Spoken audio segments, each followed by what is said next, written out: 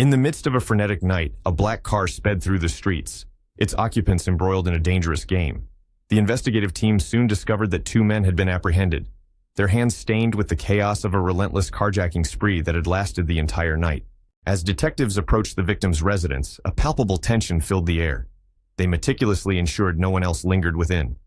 The officers prepared to search, their voices steady as they communicated their plan to check the kitchen, urging anyone inside to speak up while confirming the bathroom was clear.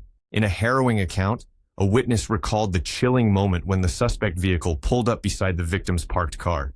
The assailant emerged, gun in hand, and without hesitation, shot Jonathan Stevens before vanishing into the night. The scene was nothing short of graphic. The lifeless body of Jonathan Stevens lay before the investigators, the top of his head blown clean off. This 27-year-old chef, a devoted father to his young daughter, had become yet another victim of senseless violence. As the detectives examined the grim scene, two 7.62 caliber casings were discovered near Jonathan's body, a stark reminder of the brutality that had transpired just moments before. Meanwhile, a patrol officer remained close to Jonathan's young daughter, offering a semblance of safety until family could arrive. The officer relayed crucial information gleaned from an eyewitness, piecing together the events of that tragic night. Investigators Bonnie and Albadana sifted through the overwhelming tide of information. Leads flooded in from various corners of the city, hinting at a larger web of crime that could either be interconnected or mere coincidence. Among the suspects were two teenagers, 17-year-old Emmett Sam and 16-year-old Nathan Simmons, both entangled in a web of carjackings that had left the city reeling. The pursuit had been chaotic, yet they had chosen to stay in the vehicle rather than bolt into the night. With multiple guns drawn, the officers confronted the suspects. Both teenagers possessed AK rounds, and one piece of evidence, a 7.62 round, was found at the scene, linking them to the violence that had unfolded. One suspect had a single round while the other carried two, all matching the type recovered from the murder scene. The ominous label, Red Army, echoed in the minds of the investigators as they contemplated the implications. The team decided to send the ammunition found at the murder scene to Calvin for analysis, hoping to unearth vital connections. Before engaging with the suspects, they sought to gather more evidence from the carjacking victims. One victim recounted the harrowing encounter, feeling the weight of fear as the assailant demanded her to retrieve a cupcake. The terror of the situation overwhelmed her as she described the threatening demeanor of the man. In a moment of desperation, the suspect seized the keys and fled in her vehicle. The victim vividly recalled the black man approaching the car while she remained seated in the driver's seat, a picture of helplessness. Then, a second assailant appeared from the passenger side, brandishing a pistol and barking orders. Panic surged within her as he shouted, demanding to know where her money was, a chilling reminder of the risks that loomed in the shadows. Despite her pleas of having no money, the chaos escalated as the second suspect climbed into the car, demanding to know what kind of vehicle she owned. "A Ford Focus.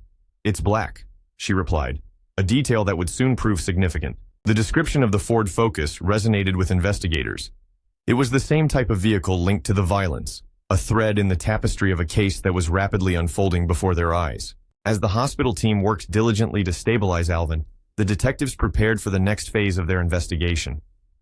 "Whenever he gets moved into his room, he'll call the crime scene unit and let everybody else know," Detective Kennedy strategized, the clock ticking away.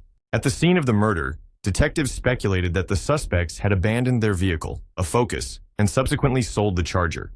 This theory gained traction as they sought to piece together the timeline of events leading up to the crime. In a startling moment, one of the suspects voluntarily confessed, his words revealing a chilling nonchalance about the violent actions that had transpired. "You guys still looking for the action? We hadn't had that in a while," he remarked, eliciting a chuckle from those present. "That's what the guy did right before I popped him," he added, suggesting a brazen admission of guilt that could change everything. The detective pondered the implications of such a statement, realizing that it sounded like a confession made almost casually. He turned to his partner, seeking confirmation. "Let's see what they've got to say. You with me, Emmett." The atmosphere grew tense as they approached Emmett, who was brought in handcuffed. "Do you understand where you are?" the detective inquired, ensuring the suspect grasped the gravity of his situation. "Yeah, you know you're at a police station, right?" he pressed, making it clear that there was no escaping the reality of his predicament. "Okay, this here is your ride," the detective continued, gesturing toward the interrogation room. "So, read along with me if you want," he added. But Emmett's response was less than cooperative. "I don't want to do anything without my lawyer being present," he he insisted, attempting to regain some control over the situation while the detective tried to establish rapport. Inside the sterile walls of the police station, tension hung thick in the air. Detectives approached Nathan, their voices steady yet firm, as they laid the groundwork for the interrogation. Nathan, realizing the gravity of the situation, nodded in acknowledgement. The detectives, identifying themselves as homicide detectives, sensed Nathan's reluctance. He was visibly agitated, expressing his desire for a lawyer, his words laced with apprehension. In a moment of resignation, Nathan confessed his eagerness to end the ordeal. The weight of potential consequences loomed over him as he contemplated the long and arduous legal process ahead. The detectives pressed on, explaining that the power to decide lay not in their hands, but with judges and juries. They sought clarity regarding the charges, probing Nathan's understanding of the situation. With a dismissive tone, Nathan responded, bewildered by the magnitude of the accusations. The detectives informed him of the chilling reality. He was implicated in a murder connected to a terrifying crime spree that threatened the safety of countless lives. As the detectives elaborated, they revealed that Jonathan Stevens had tragically lost his life amid the chaos. Emotions were running high, fueled by adrenaline, as those involved spiraled deeper into a dangerous situation. With a sense of urgency, the detectives inquired if Nathan understood why they were there. They knew he was present in the 300 block of Burden, a critical location in the unfolding tragedy. Drawing a stark contrast to the dramatizations often seen on television, the detectives shared the challenging reality of forensic evidence. The truth was far less glamorous than it appeared on screen. Yet amidst the struggle for evidence, a breakthrough was at hand. The detectives were unwavering in their belief that they could prove Nathan's presence through solid evidence. As a newly appointed homicide detective, the gravity of his responsibilities weighed heavily on him. He reflected on the scenes he had encountered, none more chaotic than those in the French Quarter. Fortunately, the French Quarter's multitude of surveillance cameras offered hope. A name surfaced in their investigation: Brandon Robinson, a 26-year-old victim whose life had been tragically cut short. Brandon had just celebrated the joy of fatherhood again, his 5-year-old daughter now facing a world without him. The detectives worked diligently to piece together the timeline of the night. At precisely 1:21 a.m., gunfire shattered the night. The detectives examined footage from 2 surveillance cameras, hoping to capture the truth of that fateful moment. They watched as Brandon lay helpless, knowing his fate was sealed, while bystanders stood idle, failing to intervene. The haunting scene replayed in their minds, a stark reminder of the stakes. Identifying the shooter proved challenging, but the detectives remained resolute. They scrutinized footage, their focus on a figure in the crowd, gathering evidence that would lead them closer to justice. The chaos of the crime scene revealed remnants of the struggle, including a forgotten hat. The detective's instincts kicked in as he leaned down to retrieve it, a potential key to the investigation. Excitement surged as they realized the significance of the hat. It could hold vital DNA evidence, a chance to connect the shooter to the heinous act. The detectives celebrated the breakthrough, knowing the video footage would serve 2 purposes. It vividly documented the events and illustrated that Brandon posed no threat to anyone. The urgency to test the hat for DNA was palpable. They hoped it would yield results far more compelling than fingerprints, which often fell short in providing conclusive evidence. Yet, the reality of the legal system loomed large. In Louisiana, DNA collection was restricted, and the anticipation for results could stretch into months, often without guarantee. The scene shifted as Detective Deacon reached out to Miles, the DNA analyst. Their conversation ignited a spark of hope as they discussed a promising lead. With a sense of triumph, Miles revealed a match from the submitted DNA profile. Their persistence in the face of adversity was finally bearing fruit. Meanwhile, in a breakthrough moment, the DNA analyst from the Louisiana State Police announced a critical match. "Awesome, thank you, my friend," the detective responded, his voice tinged with relief as he realized they were one step closer to unraveling the case. The investigation circled back to Terry Mack. At just 23 years old, Mack found himself on probation in Baton Rouge for a string of burglaries. His distinctive features, sharp nose, thick mustache, and pronounced eyebrows, made him a person of interest. Detective Zach initiated contact with Baton Rouge authorities, desperate to locate Mack. After nearly a month of relentless searching, Terry Mack was finally apprehended. As he stood before the detectives, a nonchalant expression crossed his face as he asked, "Do you have any idea why we're here?" The detectives pressed him, questioning his knowledge of the recent murder. "No," he replied. But the gravity of the situation began to dawn on him when they revealed the chilling truth. His image was captured on surveillance video. Understanding the severity of the allegations, the detectives sought to grasp his perspective. They were uncertain if the shooting had been an accident or a desperate act of self-defense against a violent assailant. Mac's demeanor shifted as he confessed, "I don't know why I went over there." The evidence against him mounted, with DNA linking him directly to the crime scene. With determination, the detectives warned him that they would be present for as long as necessary to uncover the truth. The detectives drew parallels to a test where he had the same questions, but failed to provide consistent answers. The gravity of the situation was clear. Charges of murder loomed over him. Yet, he remained tight-lipped, leaving investigators yearning for the motive behind such a tragic event. Solid evidence was building against him, including DNA found on a hat he had discarded. The victim, Brandon, had been a loud presence in life, and now his absence echoed painfully in the hearts of those left behind. Those who knew him felt an unbearable void. One mournful voice recounted how desperately they wished for a final call from him, a reassurance that everything would be all right. Yet, they were left waiting for a call that would never come. In a state of panic, the witness had called emergency services, reporting the urgency of the situation. He was shot in the chest in a parking lot, they relayed, feeling the life slipping away as the victim struggled against the tide of darkness. "I'm sorry to say this, but he is..." The witness's voice trailed off as the reality of the situation set in. The victim, Tristan Mosley, a young man full of promise, tragically succumbed to his injuries in the hospital. At just 20 years old, Tristan, known to many as Brian, left behind a young daughter, a newborn son, and a fiancé. The circumstances surrounding the shooting remained shrouded in mystery. Virginia, a key witness, found herself in the apartment with her boyfriend, little Robert. As the investigation unfolded, they were both detained for questioning. The detectives rushed to the hospital, where they learned the harrowing details. The bullet had pierced Tristan's pulmonary artery.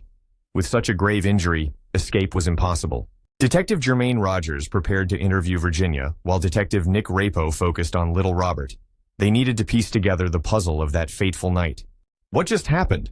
Robert asked, confusion etched across his face. They had been engrossed in a Netflix binge when an intruder barged in, leaving without explanation but promising to return shortly. Moments later, Brian knocked frantically on the door. When Robert opened it, he was met with a shocking sight. Brian was bleeding, his words chillingly clear. "I've been shot."